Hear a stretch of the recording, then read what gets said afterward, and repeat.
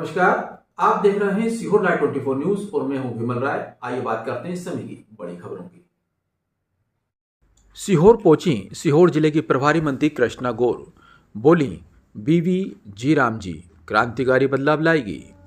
सीहोर में यह ग्रामीण अंचलों के समग्र विकास की दिशा में एक ठोस कदम है। सीहोर में प्रभारी मंत्री कृष्णा गौर ने आज केंद्र सरकार की विकसित भारत जी राम जी योजना के बारे में जानकारी दी। साथ ही उन्होंने यह भी बताया कि यह योजना ग्रामीण जीवन में क्रांतिकारी बदलाव लाएगी और स्थायी आजीविका की गारंटी देगी।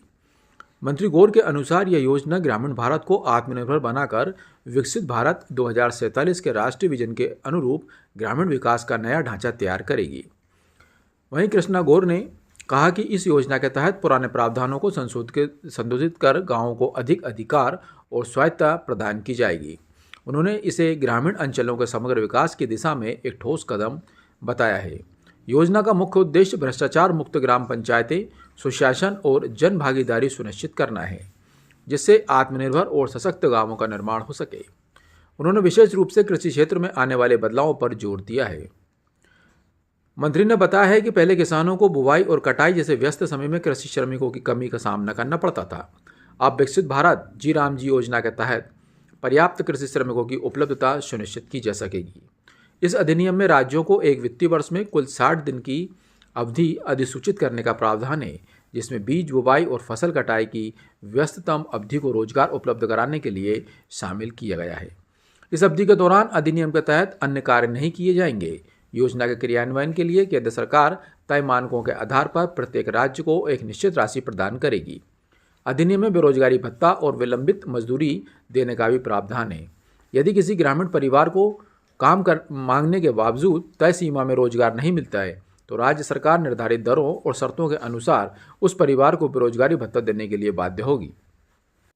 गरीब जनजाति और पिछड़ों को रोजगार मिले, उसका जीवन स्तर बेहतर हो, उसके लिए ये कानून लेकर आए हैं। यह पूरा बिल महात्मा गांधी के सपनों के अनुरूप है और उनकी राम राज्य की अवधारणा का प्रतिबिंब है। वर्ष 2006 में लागू महात्मा गांधी राष्ट्रीय ग्रामीण रोजगार गारंटी अधिनियम अर्थात मनरेगा इन समस्याओं को हल करने और मजदूरी रोजगार को कानूनी गारंटी देने का प्रयास करती थी। शुरुआत में तो यह योजना ने निश्चित रूप से बहुत तेजी से कई परिवारों को आर्थिक सुरक्षा प्रदान की, लेकिन धीरे धीरे एक विकृति इस योजना में आती चली गई और कमजोर प्रशासन, भ्रष्टाचार और विकास उन्मुखी दृष्टिकोण की कमी के कारण इसका दीर्घकालिक प्रभाव कमजोर पड़ गया। और आप सब ने भी देखा, क्योंकि आप सब तो लोकतंत्र के बहुत सजग प्रहरी की भूमिका में हैं, कि किस प्रकार से मनरेगा में हो रहे भ्रष्टाचार सबके सामने आते थे और कई बार ये लगता था कि वास्तव में जनता के पैसे का दुरुपयोग इस योजना के माध्यम से कहीं अधिक हो रहा है और जो लाभ मिलना चाहिए था जिस वर्ग को, उस वर्ग को न मिलते हुए कहीं और ही जा रहा था।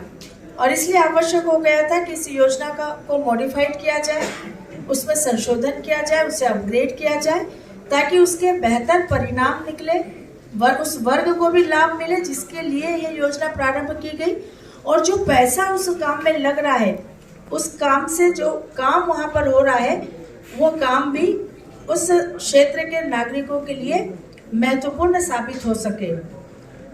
लेकिन हम सब ने ये देखा कि मनरेगा का जिस प्रकार से दुष्प्रभाव इस योजना पर पड़ा, खराब गुणवत्ता और अनियमित परिसंपत्तियों का निर्माण हुआ, क्योंकि सब जानते हैं कि गड्ढे खोदने का काम होता था, अस्थायी सड़कें बनाने का काम होता था, ऐसा काम जिसकी आवश्यकता भी नहीं थी वह काम भी मनरेगा में डाल दिया जाता था।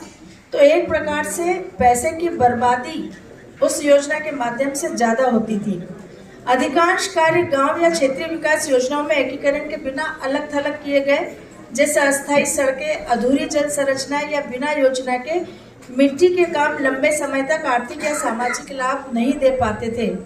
गहरा भ्रष्टाचार और वित्तीय अनियमितता, मजबूत जांच पड़ताल की व्यवस्था न होने की वजह से पैसों का बड़े पैमाने पर दुरुपयोग हो रहा था, गलत इस्तेमाल हो रहा था। अब जो नया कानून हमारा आया है, नई योजना में मजदूर के काम के दिन ज्यादा होंगे, मजदूरों को शीघ्र पारिश्रमिक का लाभ मिलेगा, हर ग्रामीण को अब 100 दिन के बदले हर साल 125 दिन के रोजगार की गारंटी मिलेगी और हमारे फॉरेस्ट लैंड में वन क्षेत्र में काम करने वाले अनुसूचित जनजाति के कामगारों को 25 दिन का और अधिक रोजगार प्राप्त होगा। कांग्रेस पार्टी को यह ध्यान रखना चाहिए कि मनरेगा पर सबसे अधिक खर्च मोदी सरकार ने किया है। मनरेगा पर अब तक 11.74 लाख करोड़ खर्च हुए, जिसमें मोदी सरकार ने ही 8 करोड़ 5 लाख करोड़ खर्च किए, क्योंकि 2006 के बाद यह योजना प्रारंभ हुई थी। कांग्रेस की सरकार में मनरेगा में कोई पारदर्शिता नहीं थी। अब जिस प्रकार से इस योजना को पारदर्शी बनाया गया है, हर कदम पर उसकी मॉनिटरिंग की जाएगी, जिसकी वजह से किसी भी प्रकार के भ्रष्टाचार की कोई गुंजाइश नहीं रहेगी।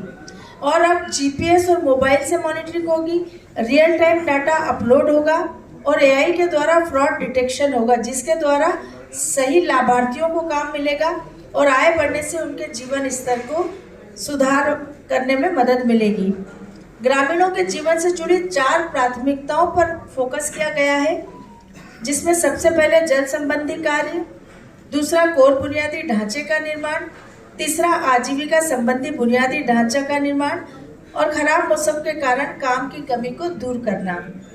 जल सुरक्षा से खेती को बढ़ावा मिलेगा, जिससे पहले सिर्फ मिट्टी खोदने का काम होता था, लेकिन अब एक व्यवस्थित एकीकरण योजना उस गांव के, उस पंचायत की आवश्यकता के अनुसार जी अर्थात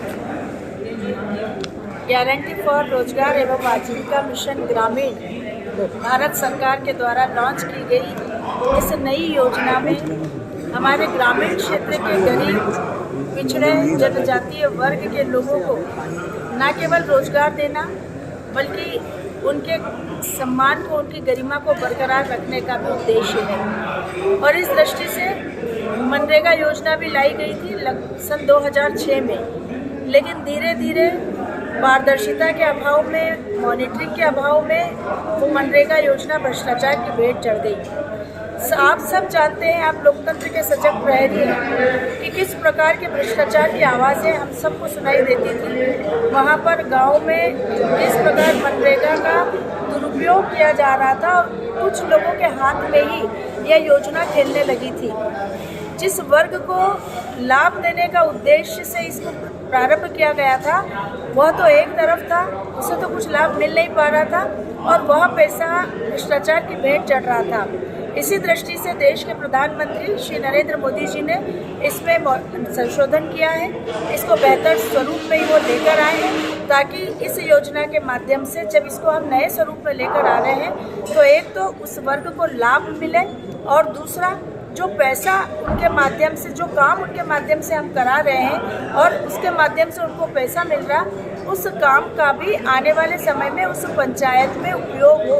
और इस दृष्टि से मुझे लगता है कि निश्चित रूप से पैसे का भी सदुपयोग होगा और उस वर्ग को भी लाभ मिलेगा।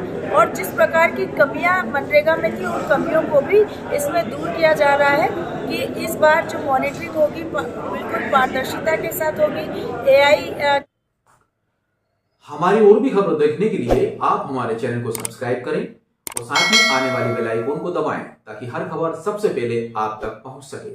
खबरों में अभी इतना ही। आप बने रहिए सीहोर लाइव 24 के साथ। नमस्कार।